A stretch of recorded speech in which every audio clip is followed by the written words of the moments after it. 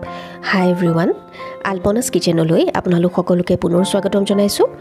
আজি মই জলফাই আচাৰৰ ৰেচিপি এটা লৈ আহিছো আপোনালোকলৈ। ৰেচিপিটো সহজ আৰু বেছি মা মছলাৰ প্ৰয়োজন নহয়, কিন্তু এই পদ্ধতিৰে আচাৰ বনালে আপোনালোকে বছৰ বছৰ ধৰি সংৰক্ষণ কৰি ৰাখিব পাৰিব। গতিকে পলম নকৰি বলক ৰেচিপিটোৰ মাজলৈ যাওঁ। আচাৰ বনাবলৈ লোৱা জলফাইখিনি প্ৰথমে মই অকমান পানীত সিজাই লৈছো। সিজি থাকোতে লক্ষ্য কৰিব ওপৰৰ সেউজীয়া বৰণটো নাইকিয়া হৈ লাহে লাহে অলপমান হেতা বৰণৰ হৈ যাব। তেতিয়া মাজে মাজে অকমান জলফাইবোৰ লুটিয়াই দিব যাতে দুইফালে সমানেই সিদ্ধ হৈ পৰে। এইখিনি সিজোতে প্ৰায় 10 মিনিটমান সময় লাগিব।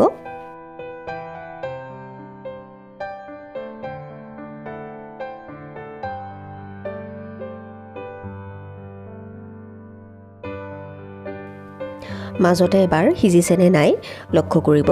এনেকৈ চামুচেৰে অকমান সিজি চালেই গম পাব সিজিছেনে নাই। আৰু অকমান সিজিবলৈ বাকী আছে। মই অলপ পিছতে আকৌ এবাৰ চাম। আৰু এয়া দেখিছে জলফাইখিনি সিদ্ধ হৈ পৰিছে। মাজতে এটা ফাট দেখিবলৈ পাব। জলফাইখিনি সিজিলে মাজতে এনেকৈ ফাটি যায় আৰু তেতিয়াই গম পাব যে জলফাইখিনি সম্পূৰ্ণকৈ সিদ্ধ হৈ পৰিছে। ইমানতে আমি গেছটো অফ কৰি দিব লাগিব আৰু জলফাইখিনিৰ পানীখিনি কাঢ়ি ল'ম। মই ষ্টিলৰ খৰাহী এটাতে জলফাইখিনি চেকি ল'লোঁ আৰু এতিয়া মই ইয়াতে অকমান হালধি আৰু নিমখ দিম।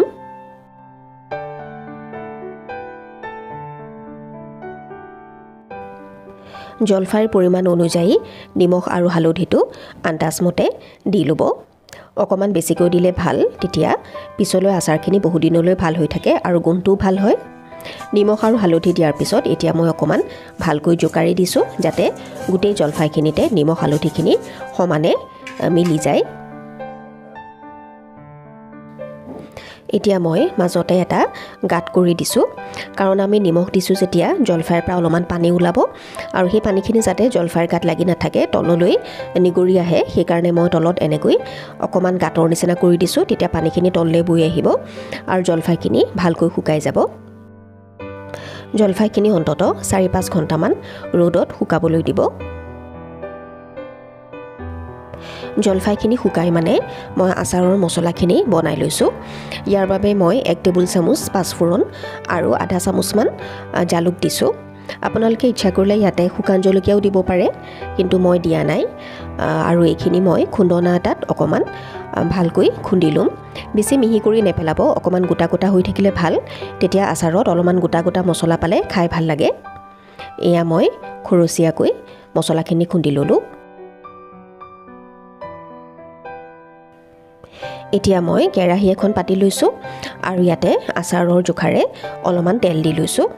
প্ৰথমতে মই অলপমান তেল দিছোঁ, পিছত যদি কম যেন দেখোঁ তেতিয়া আৰু অকমান তেল দিম।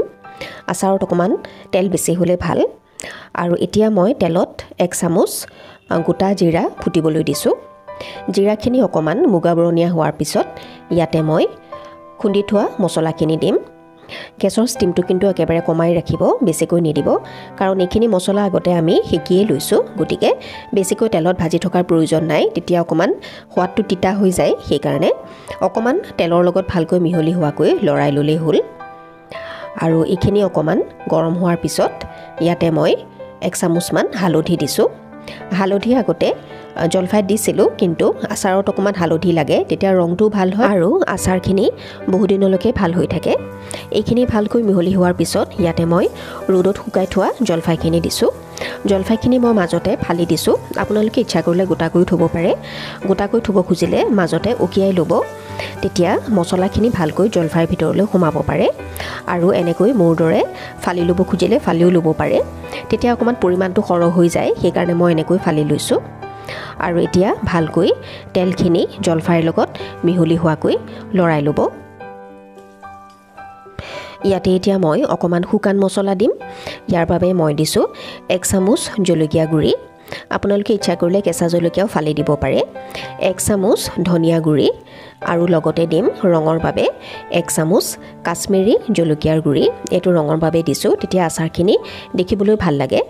আৰু লগতে সোৱাদ অনুসৰি নিমখ দিছোঁ আগতে আমি জলফাইত অকণমান নিমখ দি লৈছিলোঁ কিন্তু আচাৰত যিহেতু অকণমান নিমখ বেছিকৈ হ'লে ভাল সেইবাবে সোৱাদৰ জোখাৰে অকণমান নিমখ দি ল'ব আৰু গোটেইখিনি এতিয়া মই ভালকৈ মিহলি কৰি ল'ম ইয়াতে আপোনালোকে ইচ্ছা কৰিলে আদা নহৰু থেতেলিয়াই দিব পাৰে লগতে কেঁচা জলকীয়াও ফালি দিব পাৰে কিন্তু কেঁচা মছলাবোৰ বেছিকৈ নিদিয়াই ভাল কাৰণ তেতিয়া আচাৰখিনি সোনকালে ভেঁকুৰ ধৰি যায় আৰু ভালকৈ ৰ'দত যদি আপোনালোকে দিব নোৱাৰে কেঁচা মছলা দিয়া আচাৰ তেতিয়া সোনকালে বেয়া হৈ যায় সেইবাবে যিমান পাৰি কেঁচা মছলা নিদিয়াকৈ থাকিব শুকান মছলা দিলে আচাৰ আপোনালোকৰ বছৰ বছৰ ধৰি নষ্ট নোহোৱাকৈ থাকে আৰু এতিয়া মই ভালকৈ গোটেইখিনি মিহলাই লৈছোঁ মোৰ মিহলাই প্ৰায় হৈ গৈছে আৰু এতিয়া মই অকণমান তেলটো কম দেখিছোঁ সেইবাবে এতিয়া আৰু অকণমান তেল দি লৈছোঁ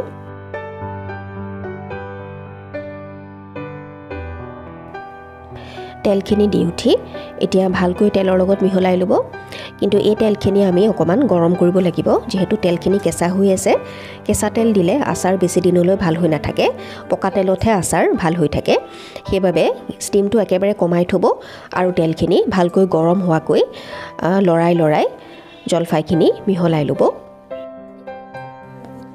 ষ্টিমটো কিন্তু বঢ়াই নাৰাখিব নহ'লে আচাৰৰ মছলাবোৰ জ্বলি যাব পাৰে আৰু তেতিয়া তিতা সোৱাদ এটা আহি যাব সেইবাবে কমটি ষ্টিমতে ভালকৈ লৰাই মিহলাই ল'ব এনেদৰে লৰাই লোৱাৰ পিছত আমাৰ জলফাইৰ আচাৰখিনি ৰেডি হৈ গৈছে এইখিনি সম্পূৰ্ণকৈ ঠাণ্ডা কৰিব আৰু এটা চিচাৰ বটলত ভৰাই থ'ব যিমান পাৰে চিচাৰ বৈয়ামতে ভৰাবলৈ চেষ্টা কৰিব কাৰণ চিচাৰ বৈয়ামত ভৰালে বহু দিনলৈ ভাল হৈ থাকে আৰু নাথাকিলে আপোনালোকে প্লাষ্টিকৰ বৈয়ামতে ভৰাই ল'ব আৰু আমাৰ জলফাইৰ আচাৰখিনি ৰেডি হৈ গৈছে এইখিনি মাজে মাজে ৰ'দত দিব আৰু বহু দিনলৈকে খাই থাকিব পাৰিব